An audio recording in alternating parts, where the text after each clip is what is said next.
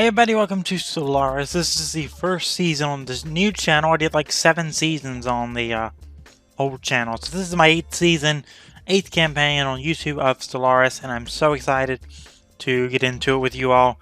This is a little earlier of a video than you're used to from me, because today's release day for the Aquatics expansion. And basically, that's what we're going to be playing here. We're going to be playing an aquatic civ.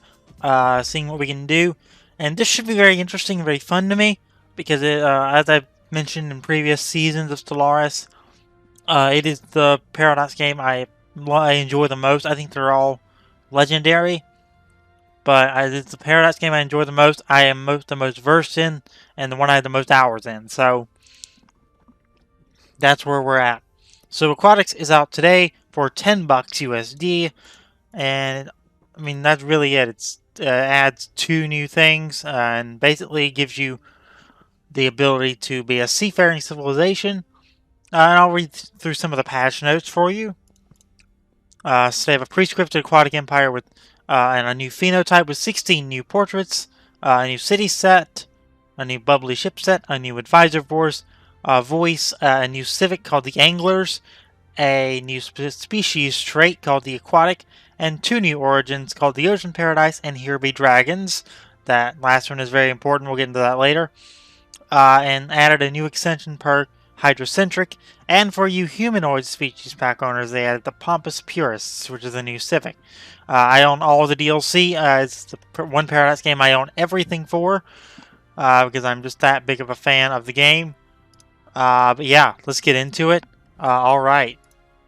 So usually episode 1 is all about getting acquainted once again with the new DLC, but I'm going to try and go through it a little quicker this time.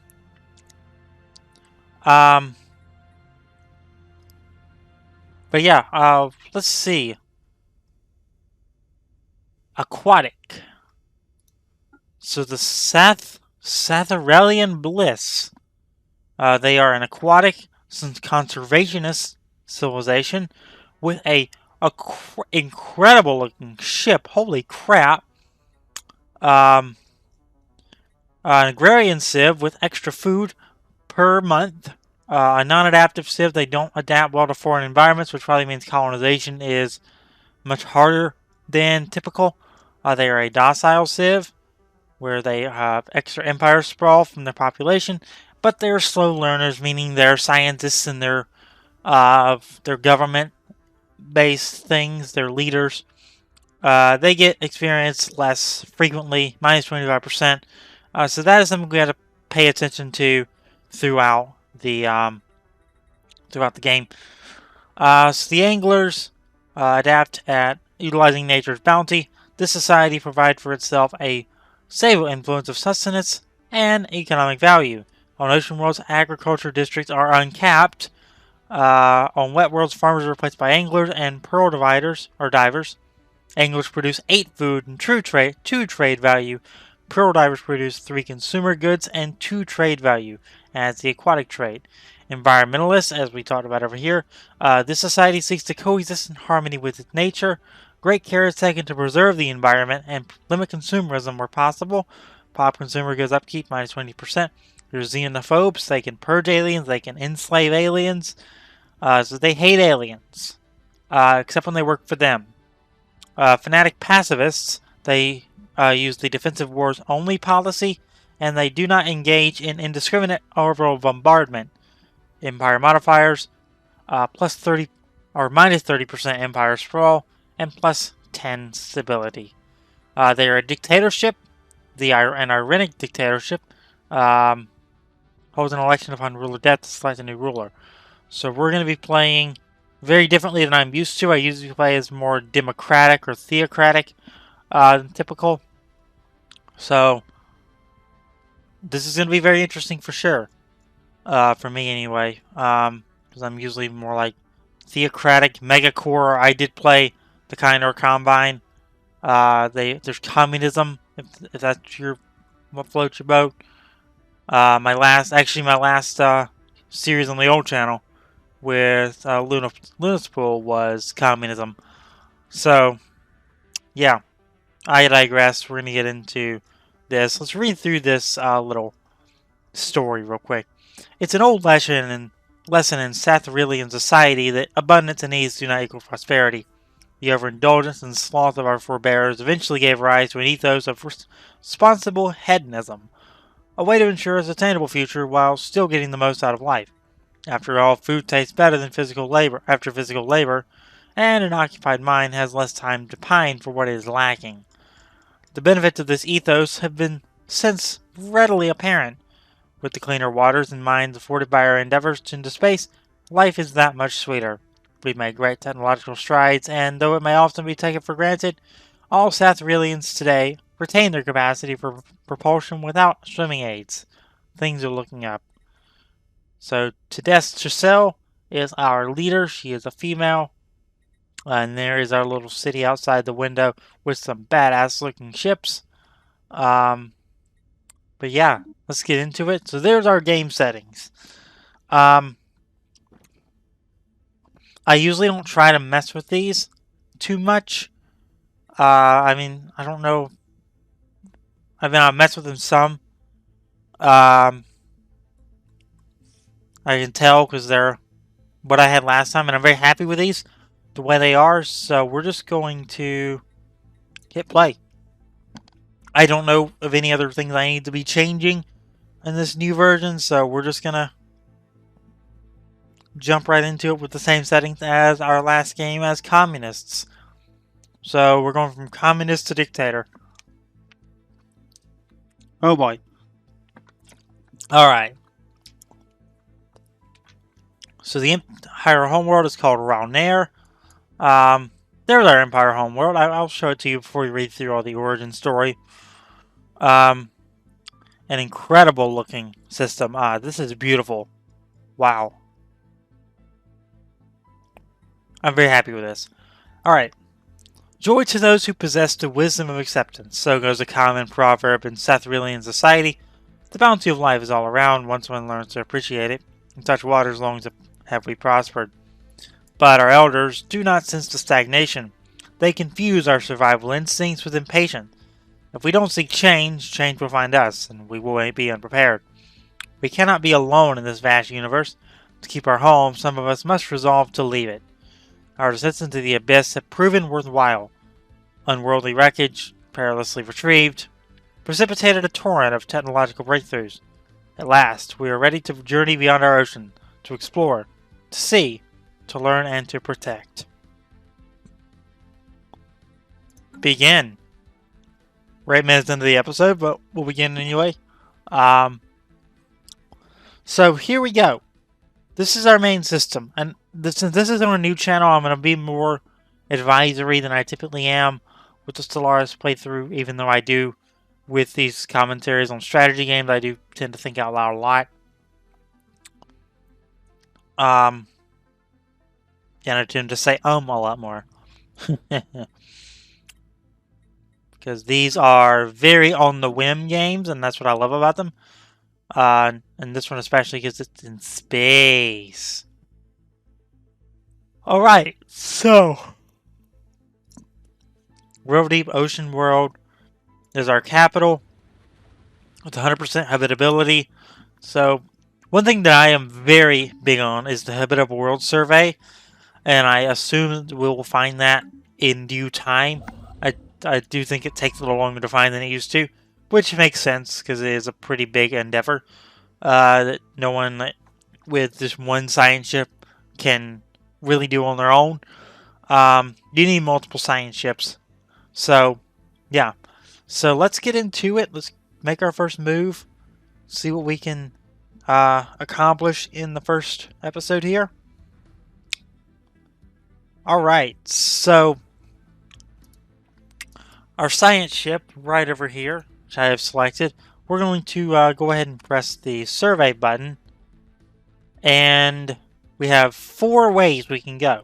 Any of these unknown arrows can be surveyed. Now, used to our home system, I'm an old Stellaris player. I've been playing since 2016. Since the game came out in May of 2016. Essentially, what I'm trying to say is, used to, your home system, home server, home world was not surveyed. You didn't start out survey. You had to do it yourself. Now it starts out as such, and that is, in my opinion, much better. I'm glad they did that. So we're gonna pick.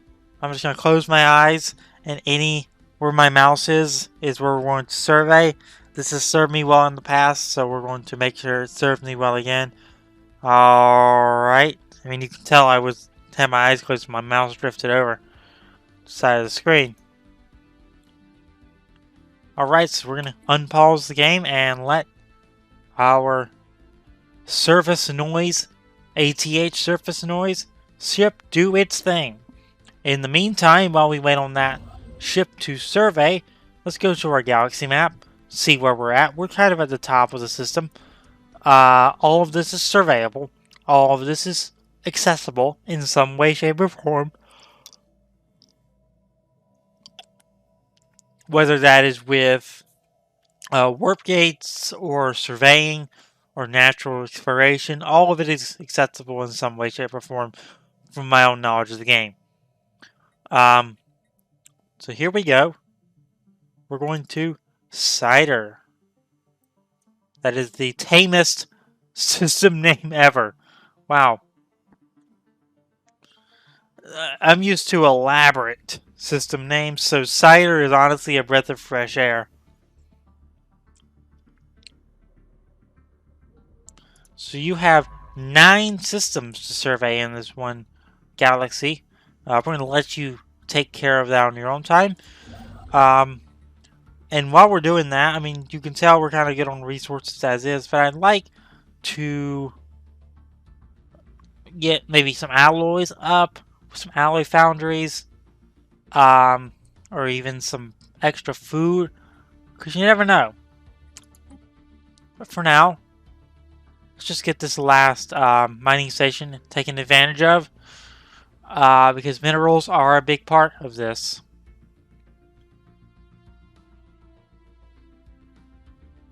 Environmental effects. Nebulae block outside sensors from being able to see into our system. I mean, is that what have we here?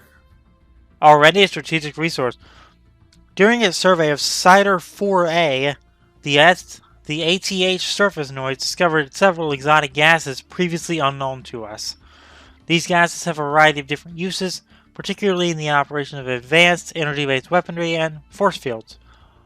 Some of the gases can also be used as starship fuel or even as recreational drugs. So we have found the gateway to drugs in the first episode. Congratulations!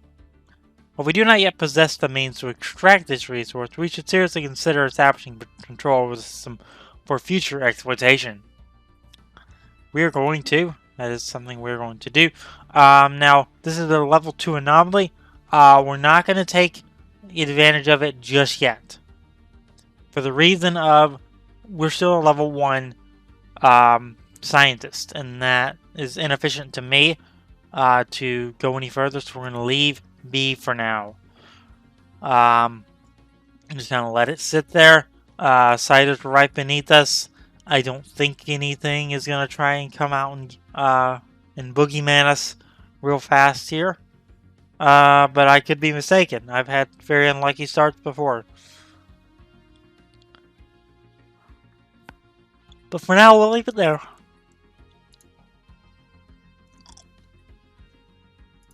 We can't even try to claim it as our own, though, until we get our survey done. So that's going to take a bit of time. In the meantime, we'll just let that do its thing. How are you doing? You're at 72% done. Alright. Good, good. Physics research. We haven't even done research yet. I'm losing it, man. I'm losing it. So we have physics research plus 20%. Unlocks fusion reactor. Fusion reactor might be very good very quickly here. It's gonna take a minute, but it might be very good. Or energy credits plus 20% from technicians. Or an energy from salvation structure worth 10%. Okay. Oh, excuse me. What I get for recording early in the morning, am I right? So field modulation, we're going to do fusion power. I mean, fusion power seems like the most obvious choice to me here. Monthly unity +2, planetary unification. I think we're going to do this one to unlock additional edicts. Unity's already at +14. That's the highest starting unity I've ever had. But I played a lot of games. So we're going to do, I think this one or hydroponics. I think this one is going to be more useful to us for the moment because we're already getting 14 unity per turn, nearly 15. Engineering, afterburners, coil guns, and nanomechanics. We're going to do the coil guns. We can have some extra militaristic defense, and we can already do our first tradition. So basically, they've changed the tradition tree since the last time I played it. I missed an update where they played that one, or they changed that. But now you can choose your own tradition up here instead of it just being basic, like, tech trees.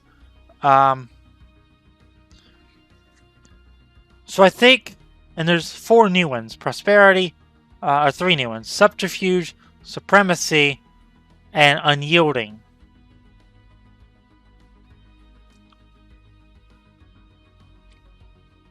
Harmony. I think Discovery is going to be useful to us for the moment. So we're going to adopt Discovery. There you go.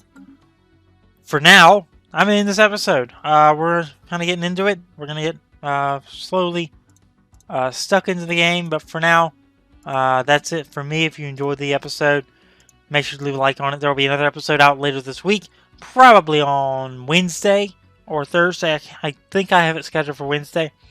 But for now, that's going to do it. Ooh, Cider got finished. But for now, that's going to do it. Like the video if you enjoyed. I don't claim to be a great Stellaris player, but I do know what I'm doing. I do claim to know what I'm doing.